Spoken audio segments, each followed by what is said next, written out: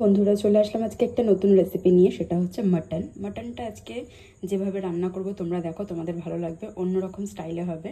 Mutton আমি এখানে ভালো করে ধুয়ে নিয়েছি। এখানে 500 মাটন আছে। এর মধ্যে আমি একে একে সব ইনগ্রিডিয়েন্টসগুলো দিয়ে দেবো। প্রথমেই দিচ্ছি এখানে ব্ল্যাক পেপার,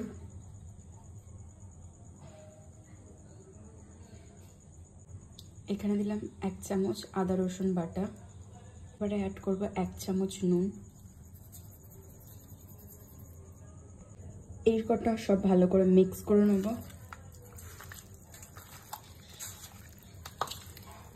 সব কিছু একসাথে মিক্স হয়ে গেছে। এবার নেক্সট স্টেপ, আমি এখানে কড়া বসিয়ে দিয়েছি, তেলও গরম হয়ে গেছে। এখানে আমি দিয়ে দেবো কটা মশলা। তার মধ্যে প্রথমে দিচ্ছি হচ্ছে একটা শুকনো লঙ্কা, একটা এলাচ আর একটুখানি দারচিনি, এটা হচ্ছে স্মেলের জন্য।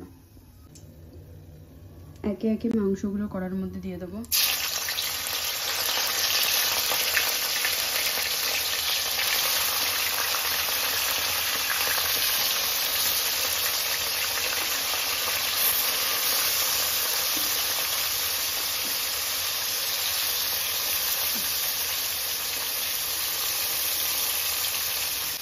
মাংস দিয়ে খুব ভালো একটা স্মেল আসছে, যেহেতু গরম মশলাটা দিয়েছি, গোটা গরম মশলা, ওর জন্য এটাকে শ্যালো ফ্রাই করে নেবো।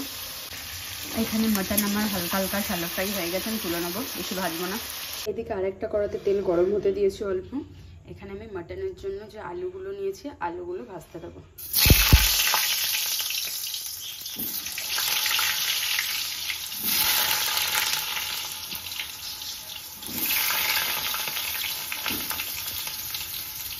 এই আলুতে দিয়ে দিলাম একটুখানি হলুদ আর অল্প নুন দিলাম।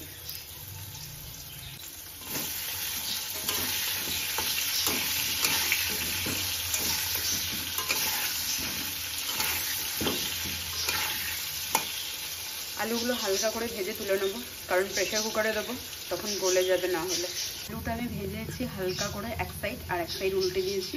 ভাজা হয়ে গেলে এটা নামিয়ে নেবো। এখানে আমি নিয়ে নিয়েছি পেঁয়াজ কুচোনো, আর আলু ভাজা হয়ে গেছে সেটা। এখানে ধনেপাতা কুচি আছে, আদা আছে, ধনেপাতার ডান্ডিগুলো আছে। এখানে গোটা গরম মশলা আছে, যেরকম হচ্ছে দারচিনি, এলাচ, জায়ফল, জয়িত্রী, কিছু গোটা গরম মশলা নিয়েছি। এখানে রসুন আছে।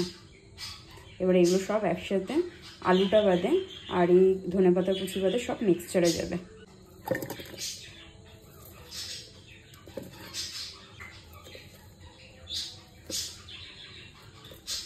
পেঁয়াজ দেওয়ার পরে দিয়ে দিলাম রসুন,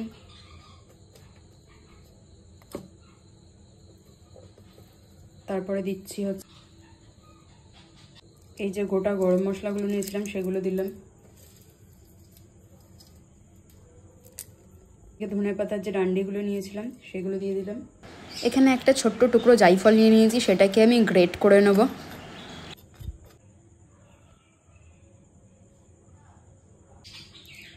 এখানে দিয়ে দিলাম হচ্ছে গোটা ধনে,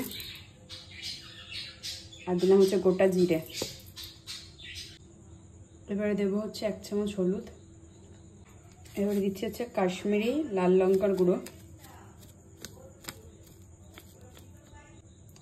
এখানে দিয়ে দিচ্ছি কিছুটা সর্ষের তেল,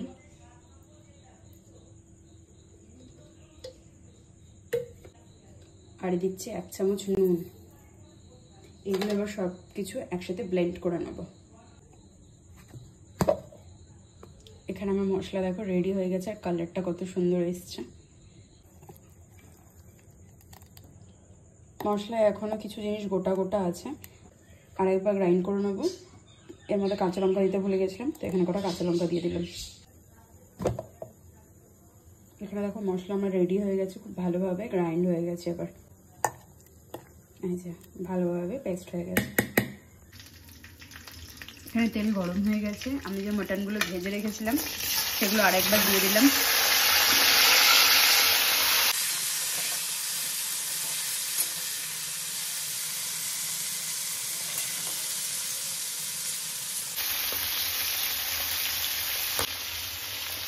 এখানে সব মশলা যেটা বেটে রেখেছিলাম সব দিয়ে দিলাম।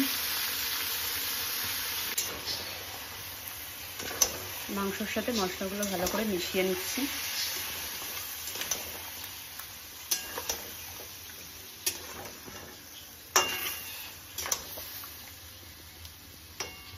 মাঝে মাঝে এসে কষিয়ে নিচ্ছি যাতে নিচে না লেগে যায়।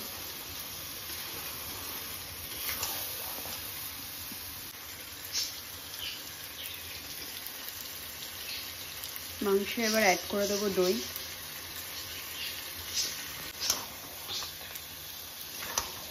দই, মশলা, মাংস সবকটা ভালো করে এখন কষিয়ে নিচ্ছি।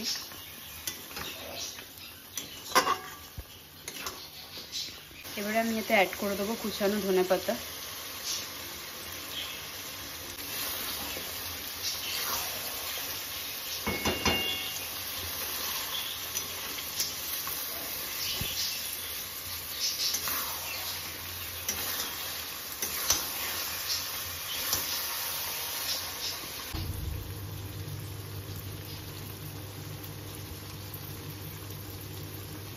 আমি এখানে বড় প্রেসার কুকার নিয়ে নিয়েছি, তার সাথে ভাজা আলুগুলো সাইডে রাখা আছে। প্রেসার কুকারে আমি মাংসটা অ্যাড করব আর ভাজা আলুটা তখনই দিয়ে দেবো। এবারে তোমরা দেখো মাংসর কালারটা এত সুন্দর হয়েছে আর কত সুন্দর ফুটছে, স্মেলটাও যা বেরিয়েছে। আর একটা জিনিস তোমরা খেয়াল করেছো কি না জানি না, আমি কিন্তু সব রকমই মশলা মাটনে দিয়েছি, কিন্তু আমি টমেটো দিইনি। অনেকে ভাবে যে টমেটো না দিলে চিকেন বা মাটন খেতে ভালো হয় না, কথাটা একদমই ভুল। এই মাটনটা খেতে জাস্ট ফাটাফাটি হয়েছিল। মাংসটা তুলে প্রেসার কুকারে দিয়ে দেবো এইভাবে।